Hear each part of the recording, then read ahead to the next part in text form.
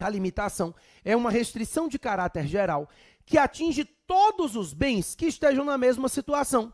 Então, por exemplo, gabarito de prédio. Esse é um exemplo clássico de limitação administrativa. Em João Pessoa, por exemplo, que aqui em Salvador o PDDU mudou, mas em João Pessoa, quem mora na beira-mar só pode construir 4 andares. Isso é uma limitação administrativa. Todo mundo que mora na beira-mar só pode construir 4 andares. É uma restrição de caráter geral e abstrato. Eu dei esse exemplo quando eu falei de poder de polícia, mas eu também já lhe expliquei que as intervenções restritivas na propriedade decorrem do poder de polícia. E nesse caso, eu tenho uma limitação de caráter geral. Todos os bens que estejam na beira-mar só podem construir 4 andares. A ideia é de que eu não estou criando uma restrição sobre um determinado bem, mas sim sobre todos os bens que estejam na mesma situação. A limitação é assim, ela é uma restrição de caráter geral, que atinge uma quantidade indeterminada de bens. Por isso, como ela não cria um dano específico, né? Como ela cria uma restrição de caráter geral, e não um dano específico, não, um prejuízo específico a alguém, a princípio, ela não é passível de indenização. Então, a limitação administrativa, a princípio, não é indenizável. Claro que você pode demonstrar que aquela situação lhe causou um dano diferenciado, mas, em regra, a limitação não é passível de indenização. Ela cria restrições de caráter geral a uma quantidade indeterminada de bens. E, por isso, como não se trata de um dano específico causado a um determinado proprietário de bem, mas sim uma restrição de caráter genérico, a princípio, a limitação não é indenizável, tá? Então, trata-se de uma restrição de caráter geral e abstrato e, a princípio, não passível de indenização. Só que aí eu te pergunto, e se eu já tinha um prédio de 1000 andares? Agora, eu tenho que derrubar 996. Como toda norma geral, a limitação administrativa opera efeitos ex nunc, ou seja, efeitos prospectivos, não retroativos. Você aprende que a lei não retroage, né? Na verdade, a norma geral não retroage para violar direitos de terceiros, situações consolidadas. Então, essa limitação administrativa, dado o seu caráter de norma geral e abstrata, a princípio, ela opera efeitos ex nunc, efeitos gerais, tá? A regra geral é que essa limitação administrativa ela opera efeitos ex nunc, efeitos não retroativos. A princípio, não se pode retroagir para violar direitos de terceiros. Bacana? Ótimo. Vamos lá. Além da limitação administrativa, servidão. Seguinte, a servidão administrativa, ela é uma intervenção específica. Agora, quando você pensa na servidão, você não pensa mais em uma norma geral, em um caráter abstrato, genérico, não. A servidão, ela atinge um determinado bem. Essa servidão é direito real, né? Ela é um direito real que recai sobre determinado bem, que deve ser um bem imóvel. Então, a servidão administrativa é direito real incidente sobre bem imóvel. Não é genérico, não atinge uma quantidade indeterminada de bens, é um direito real incidente sobre aquele bem. Inclusive, vai para a matrícula, né? No registro do imóvel, a servidão vai ser averbada. Então, você averba na matrícula do imóvel. Essa servidão, ela tem caráter específico. Eu instituo uma servidão sobre aquele bem. Aquele bem fica submetido àquela servidão. Inclusive, como eu te falei, vai colocar na matrícula do imóvel, vai registrar, porque é um direito real incidente sobre bem imóvel, tá? Só um detalhe. Sempre que você pensa em servidão administrativa, eu remeto vocês à servidão civil. O que você aprende lá na servidão civil? Que existe um prédio dominante e um prédio serviente. Então, você estuda servidão de passagem, nós temos um prédio dominante e um outro prédio serviente, que vai atender às necessidades do dominante. A ideia aqui é muito parecida. Eu tenho um prédio privado, que é o prédio serviente, e dominante é o serviço público. Então, a ideia da servidão é de colocar um prédio privado, um bem imóvel privado, serviente à prestação de um serviço de interesse público. Eu instituo a servidão sobre aquele bem e aquele bem privado ficará serviente a atender uma necessidade de interesse público. A ideia da servidão é essa, é de se colocar um prédio privado serviente à prestação de um serviço de interesse público, tá? Sempre que você pensar na servidão administrativa, vai pensar nessa prestação de serviço de interesse público. Então, é colocar um poste no terreno para passar fios de energia elétrica, é colocar dutos por debaixo da terra para passar, sei lá, água, gás natural encanado, enfim. É colocar uma plaquinha no muro para dizer o nome da rua. São situações em que o Estado precisa utilizar o bem do particular para atender uma necessidade pública. Então, ele não impede o uso do bem, o particular continua usando, mas o Estado também vai ter que usar aquele bem. O Estado se serve do bem para atender uma necessidade pública, para prestar um serviço de interesse público, tá? Deixa eu te falar uma coisa. A servidão administrativa, ela tem caráter perpétuo, comece por aí. Então, perpétuo não significa dizer que ela é para sempre, eterna, né? Ela pode ser desfeita, o interesse público pode mudar, o bem pode ser destruído, enfim, existem várias situações em que a servidão pode ser desfeita, mas a princípio ela não é instituída com prazo determinado. Então, dizer que a servidão é perpétua é dizer que não se trata de uma necessidade temporária de utilização do bem, porque aí a gente vai ter ocupação temporária. A servidão, ela tem caráter permanente. Ela é instituída por prazo indeterminado, por um tempo indeterminado. A princípio, ela tem caráter perpétuo. A princípio, ela é instituída sem prazo. Ela é instituída pelo tempo que seja necessária, tá?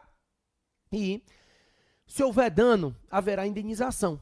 Aqui, eu estou falando de uma restrição de caráter geral. E por isso, por se tratar de uma restrição de caráter geral, havendo dano, deverá ser feito o pagamento de indenização prévia, tá? Você vai dizer, mas não é só se houver dano? É só se houver dano, mas você verifica antes. Ou seja, a administração, quando ela verifica que vai necessitar de instituir uma servidão, ela vai checar se essa servidão vai ou não gerar dano. Na verdade, vou te contar uma coisa. Não anote não. O procedimento da servidão é muito parecido com o procedimento da desapropriação. Estou falando só do procedimento.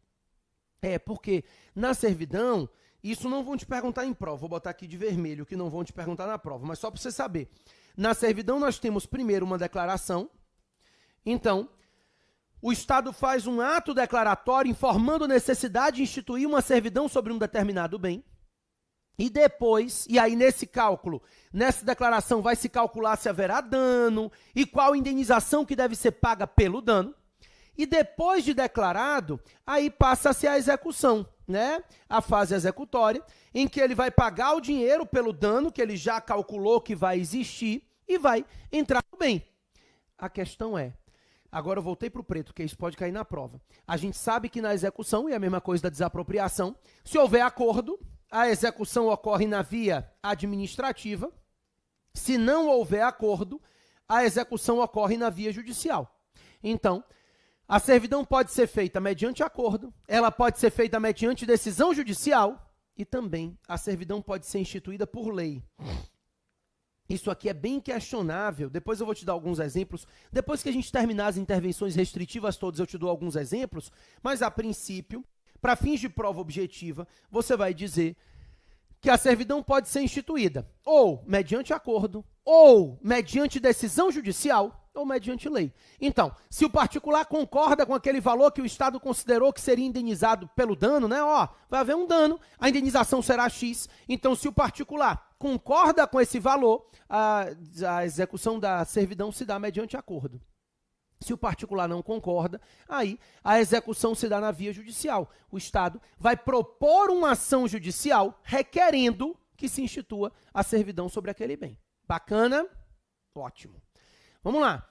Com isso entendido, pessoal, eu quero ainda passar para as outras três. São 5 hipóteses, né? Limitação, servidão administrativa, requisição administrativa. Essa caiu na prova de primeira fase há um tempinho aí.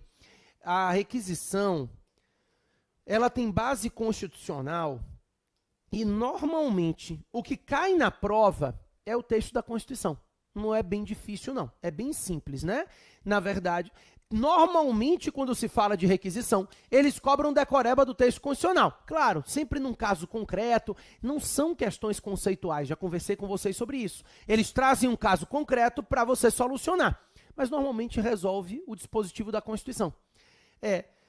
O artigo 5º, inciso 25 da Constituição Federal, regulamenta que em casos de iminente perigo público,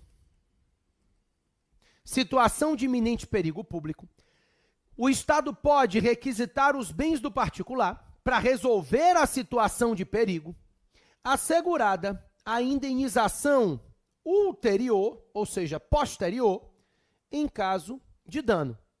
Então, situação de iminente perigo público, o Estado, então, requisita os bens do particular para atender e resolver aquela situação de perigo, assegurada a indenização ulterior em caso de dano. Então, se houver dano, a indenização não será prévia, ela será posterior, tá? Situação de iminente perigo público, o Estado, então, requisita os bens do particular, resolve a situação de perigo, se houver dano, indeniza depois. Perigo, não dá para parar para indenizar ninguém.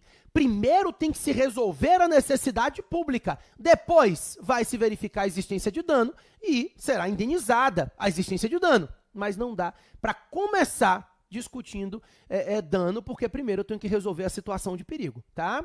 Então, essa requisição administrativa, ela será garantida em situações de perigo iminente. Então, imagina que houve uma enchente, tem um monte de gente desabrigada, o Estado vai lá, requisita um galpão e coloca os desabrigados. Isso é uma situação de requisição administrativa. Ou então, o ladrão está fugindo, o policial viu que o ladrão estava fugindo, ele requisitou o carro de alguém para perseguir o ladrão, né? Requisição administrativa. A ideia é de que essa requisição pode recair sobre bens imóveis, pode recair sobre bens móveis e até sobre serviços. Então, é possível que a requisição administrativa incida sobre bens móveis, imóveis ou serviços. Eu posso requisitar um hospital, os aparelhos de um hospital e os serviços de um hospital. Problema nenhum. Quando tiver uma guerra, se tiver uma guerra algum dia, Deus quiser, não tenha mais, o Estado pode requisitar o seu serviço como reservista. Você vai à guerra. E se morrer, não tem problema, indeniza a família depois, né, em caso de dano. Então, é possível requisitar bens móveis, imóveis e serviços, e em caso de dano, a indenização será ulterior. Então, será garantida uma indenização posterior, caso essa requisição enseje dano em virtude da requisição, né, ao proprietário do bem. Bacana? Ótimo. Além disso, nós temos a ocupação temporária de bens. A ocupação temporária, pessoal, ela funciona mais ou menos, né? Eu não gosto muito de falar isso, mas a ideia é mais ou menos essa mesmo. É como se fosse uma requisição administrativa, mas não há uma situação de perigo iminente. Na verdade, a ocupação temporária está presente naquelas situações em que o Estado precisa ocupar o bem de um particular para atender uma utilidade pública sem que haja perigo iminente. Não há uma situação de perigo. Existe uma necessidade do Estado de utilizar aquele bem de forma provisória. O Estado, ele tem necessidade de provisoriamente fazer a utilização daquele bem. O exemplo mais comum, se vier na prova, vai vir esse, porque ele está na lei da desapropriação. Então, se vier na prova, a tendência é que venha esse. A ocupação temporária de terreno vizinho à obra. Quando o Estado vai executar uma obra, ele pode ocupar temporariamente os terrenos vizinhos para dar suporte à obra, para colocar o maquinário, o material. Isso é ocupação temporária de bens. Preste atenção que não há perigo iminente, mas o Estado tem a necessidade de utilizar um bem privado com um prazo determinado. Não é permanente, não. É temporário. É enquanto que eu estou fazendo essa obra que eu vou precisar colocar o maquinário aqui nesse terreno. Você está lá andando numa rodovia, essa rodovia está sendo reformada, na margem, aqueles terrenos vizinhos, terreno marginal, aquilo é ocupação temporária. O Estado coloca ali maquinário, material, isso é ocupação temporária de bens. Existe uma necessidade provisória de utilização do bem do particular. Não há perigo iminente, mas o Estado precisa, para atender ao interesse público, utilizar o bem do particular de forma provisória, com prazo determinado, não é uma situação permanente. Serão indenizados os danos previamente, tá? Então, essa ocupação temporária tem pagamento de indenização. Só é posterior no caso de urgência. Aqui não há perigo iminente. Ó, um exemplo real de ocupação temporária, eleição. No dia das eleições, o Estado ocupa uma escola privada para utilizar como zona eleitoral. Isso é ocupação temporária de bens. Naquele dia das eleições não tem perigo nenhum. Tá? Perigo é depois quem vai ser eleito. Não tem perigo nenhum. Mas o Estado tem uma necessidade provisória de utilizar aquele bem privado para atender uma necessidade pública. Então aquela escola vai ser usada como zona eleitoral. E assim por diante. Tranquilo? Ótimo. Das 5 intervenções restritivas na propriedade, a que a gente finaliza e que eu vou tomar mais cuidado é o tombamento. Inclusive, a matéria interdisciplinar. A banca de vocês tem gostado dessas questões interdisciplinares, né? Misturando um pouquinho matérias. O tombamento é um tema relevante para o direito administrativo e também relevante para o direito ambiental, porque o tombamento é uma forma de intervenção na propriedade que visa a proteção do meio ambiente. Não é o meio ambiente natural, né? É o meio ambiente no que tange aos aspectos históricos, artísticos e culturais. É o patrimônio histórico, artístico e cultural de uma sociedade que vai ser protegido por meio do tombamento. Então, esse tombamento institui restrições a um bem privado para proteger aspectos históricos, artísticos e culturais que estão presentes nesse bem. Então, o bem, ele possui aspectos da história, da arte, da cultura de um povo, e o Estado, para evitar que o proprietário do bem destrua esse patrimônio histórico, artístico e cultural, impõe algumas restrições ao proprietário do bem tombado, né? A ideia é que esse proprietário vai se submeter a algumas restrições para evitar que na utilização regular da sua propriedade, ele destrua o patrimônio histórico, artístico e cultural. Ele destrua aspectos da história, da arte, da cultura daquele povo que não devem ser perdidos, tá? Vamos lá. Antes da gente entender quais são as restrições a serem aplicadas, que é o ponto mais importante, eu quero que vocês anotem algumas regrinhas sobre o tombamento. Primeiro, esse tombamento, ele pode ser de ofício, ou ele pode ser voluntário, tá? Então, o tombamento pode se dar por vontade do particular. Esse particular pode requerer o tombamento sobre o bem dele, o que não é muito comum. E o tombamento pode se dar de ofício. Então, o Estado pode instaurar o processo administrativo sem vontade do particular e determinar o tombamento do bem. Então, esse tombamento pode ser voluntário, esse tombamento pode ser de ofício. Ele pode se dar por vontade do particular, ou ele pode se dar de ofício, né, por iniciativa da própria administração pública. Também, o tombamento pode se dar totalmente ou parcialmente. É possível o tombamento sobre um bem e é possível o tombamento sobre parte de um bem. O tombamento pode ser total ou parcial, né? Por exemplo, aqui no Pelourinho, em Salvador, a gente tem uma determinada área lá, onde fica o Pelourinho mesmo, né? Onde era o Pelourinho antigamente, que os escravos eram presos e tudo mais. Naquela área ali, todas as casas ao redor, o tombamento incide sobre a fachada. Isso, porque o que está dentro da casa não me interessa, o que me interessa é que as pessoas que estejam naquela praça se sintam naquela época histórica do país. Então, o tombamento incide sobre a fachada, não tem problema. É possível que o tombamento seja parcial, ele pode ser total, mas ele pode ser parcial. Também, o tombamento pode recair sobre bens móveis, e sobre bens imóveis, porque a gente viu que a servidão, ela incide sobre bens imóveis somente, né? O tombamento não. É possível tombar um casarão, mas é possível tombar um quadro, uma cadeira, basta demonstrar os aspectos históricos, artísticos e culturais presentes naquele bem. Seja ele móvel ou imóvel, é possível o tombamento de bens corpóreos. Não se admite o tombamento de bens incorpóreos, de bens imateriais, tá? A Maria Silva Zanella de Pietro é a única doutrinadora viva no Brasil que defende o tombamento de bens imateriais, de bens incorpóreos. Não é o entendimento majoritário. Os bens incorpóreos são registrados, eles não são tombados. O IFAM, ele registra bens incorpóreos. O que nós temos é o registro ambiental.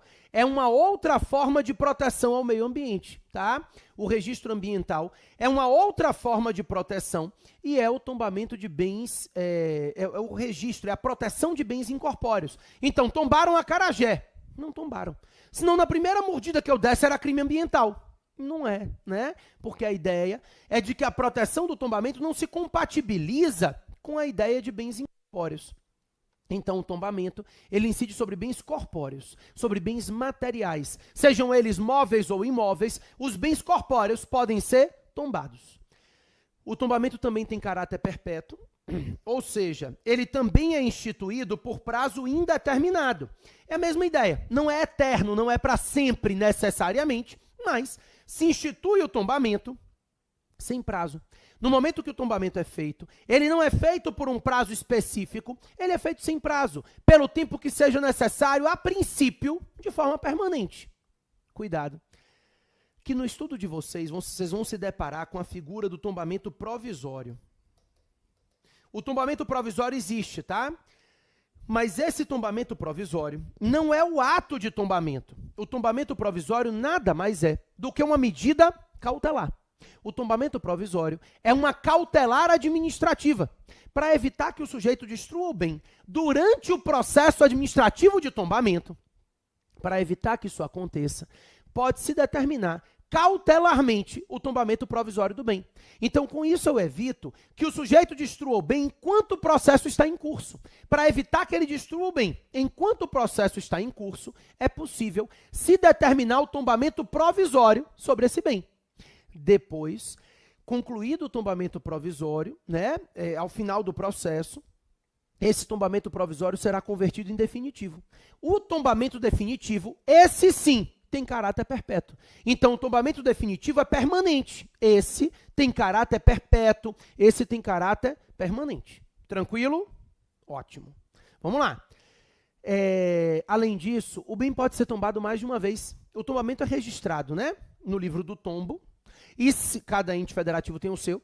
E se o bem for imóvel, também é registrado na matrícula do imóvel, no cartório de registro do imóvel. O fato é, se o bem for de interesse local, ele vai ser tombado pelo município. Se ele for de interesse regional, ele vai ser tombado pelo Estado. E se ele for de interesse nacional, ele vai ser tombado pela União. E se ele for de interesse da humanidade, ele é tombado pela Unesco. Mas aí é direito internacional.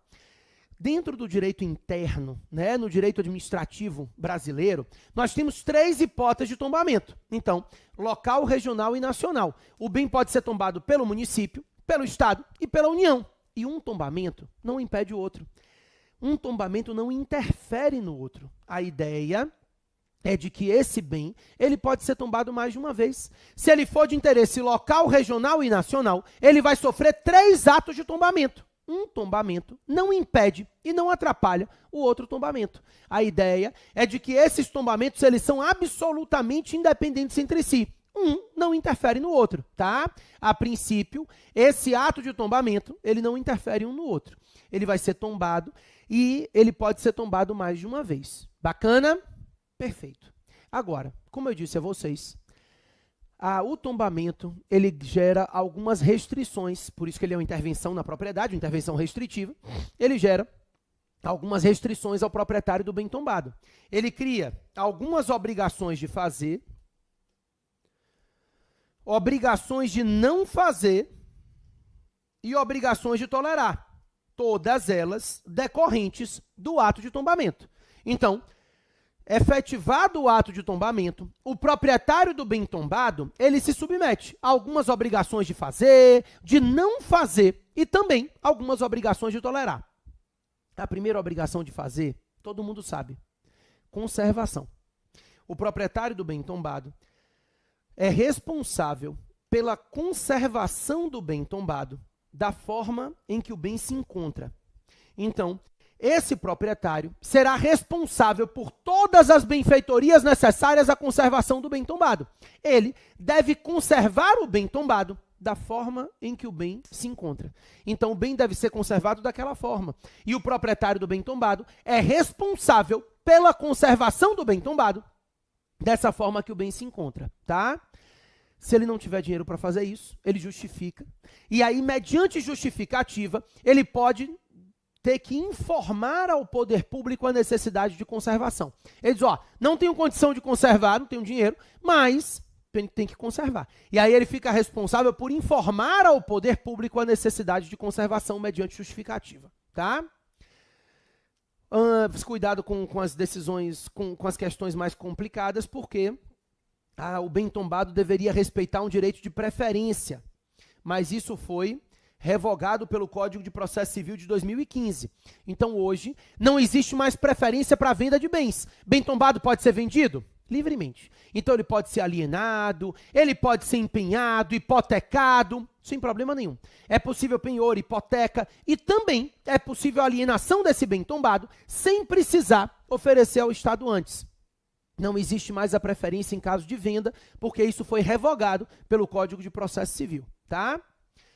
Além disso, obrigação de não fazer. O proprietário do bem tombado não pode nem destruir e nem alterar, modificar o bem tombado.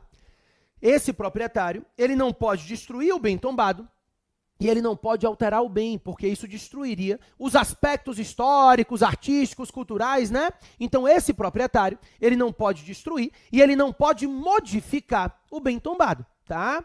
Deixa eu te falar uma coisa.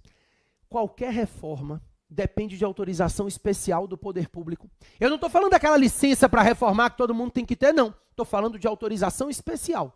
Qualquer reforma sobre o bem tombado depende de uma autorização especial do poder público para evitar que ele destrua o bem, que ele modifique o bem. Também, o bem tombado não sai do país.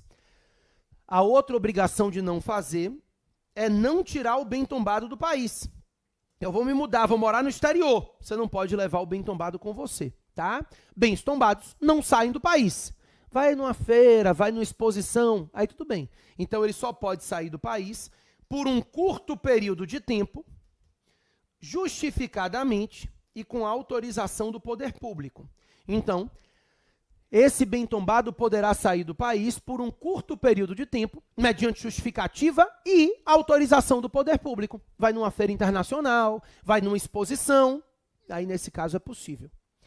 Além disso, o proprietário tem que tolerar a fiscalização do Estado, né? O Estado, ele tem o direito de fiscalizar o cumprimento de todas as normas referentes ao tombamento e o particular tem que suportar essa fiscalização do poder público. Ok? Eu só lhe falei uma coisa. Lembra de servidão instituída por lei? Esse um minutinho que eu tinha só para lhe dizer isso. O tombamento, ele gera por lei a servidão dos terrenos vizinhos ao bem tombado. Os terrenos vizinhos ao bem tombado não podem impedir nem a visualização e nem o acesso ao bem tombado. Nesse caso, o prédio tombado é o prédio dominante e os prédios vizinhos são os prédios servientes. Essa servidão decorre de lei. A lei diz que todos os prédios que sejam vizinhos a bens tombados não podem ser construídos de forma a impedir a visualização e o acesso ao bem tombado. Então, isso é uma servidão decorrente de lei. É uma servidão que decorre do tombamento. Tombamento de um bem gera a servidão dos vizinhos. Ok? Moleza. Fechando isso, na próxima aula a gente volta para dar seguimento na matéria. Acho que tem que falar de atos, agentes, improbidade. Até a próxima, hein?